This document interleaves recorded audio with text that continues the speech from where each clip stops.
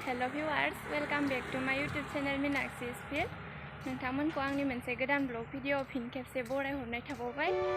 दिनैनि ब्लगा जाहैबाय माने आङो स्कुलाव मोसानाय फोरोंनो थांगासिनो बेलासेनि आरो दसे खाथियावनो स्कुला नैबेनो एखेबारे माने जोंहानि न' खाथिथारावनो आरो 15 आगस्टनि गथ'फोरनि मोसानाय प्रग्राम दं आरो स्कुलाव मोसानो थाङो बिसोरो स्कुलनिफ्राय ओमफ्राय बेखौनो फोरोंनो थांगासिनो आङो दा।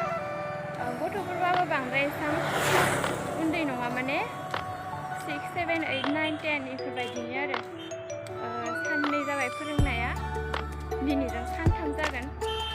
सोलाबाखैमोन आं साराबो कल खालामनानै लिंहरबाय नालाय थांना होनसै साननैसोल' होननानै बारा दिनबो गैलाना 15 आगस्टआ दिनै 10 जाबाय सानब्रै दंबावो ओमफ्राय दा फोरोंनायसै दसे। नोंथांमोना भिडिअखौ नायनो मोजां मोनोब्लाथाय नायलांबाय थादो। सान्दुं मोदानलायदो 10:30 जाबाय थेवबाबो सानाव मोदानलायनानै दं दाबो दैज्लां बोथोरनि सान ना ओमफ्राय स्कुल मोनबायानो आं दा ओमफ्राय आं फरायनाय स्कुलाबो बेनोमोन माने बेयावनो फरायदोंमोन आङो हाइ स्कुलखौबो एलपिखौबो। नोंथांमोना आं दा हानायखिनि मोसानायखौ दिन्थिलांबाय थानोसै भिडिअआव मोजां मोनोब्लाथाय नायलांबाय थादो।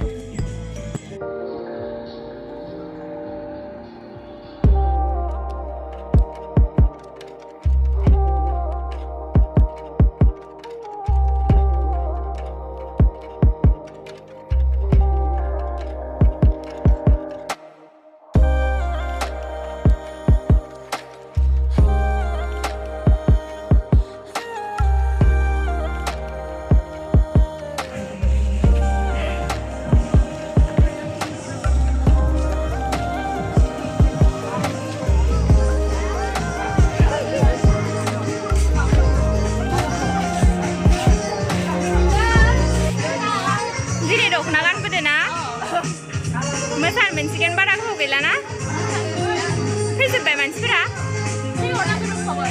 जाले मा ओंख्रि जाबोनाय बा मालाय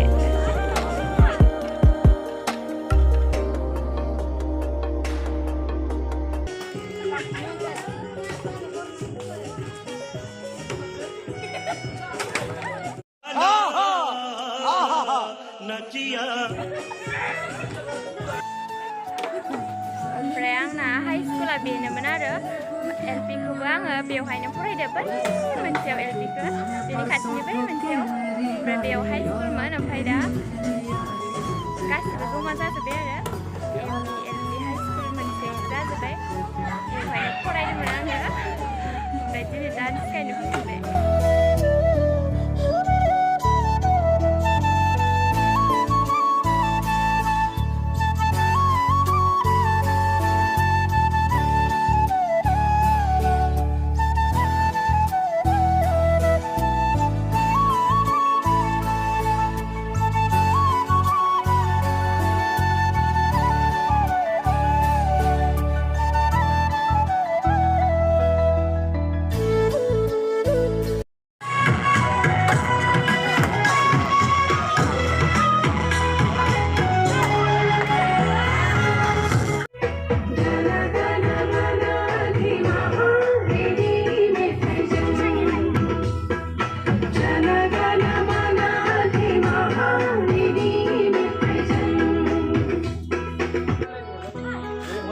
मेंजोब्बाय ओरैबायदि गरम माने ओंखायनो दै लोंदोंमोन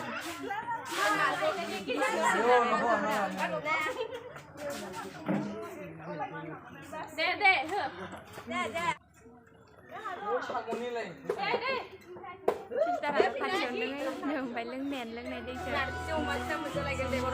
ना गरमाव एसेयावनो इमान गरम